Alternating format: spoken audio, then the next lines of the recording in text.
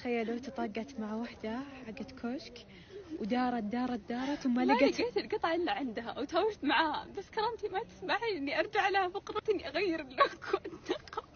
تخيلوا أخذت النقاب من كشك ثاني عشان بس تروح تشتري.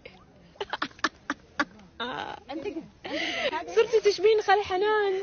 الله يلعن. يا ويلي. خلاص زين كذا. زين.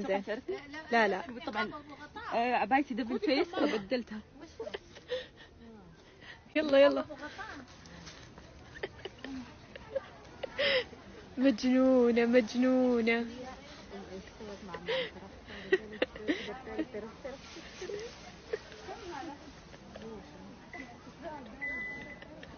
اكتشفت إن هي أخلاقها ضيقة، هي أخلاقها هالشينة. طيب أقول لها إن ما شاء الله بضاعتك تعبت المحل، إنه خلاص بيعي. طيب أنت إيش تقول لي؟ خلاص قاعد على راسك البضاعة. هذه ما تبي، هذا موضوع، هذا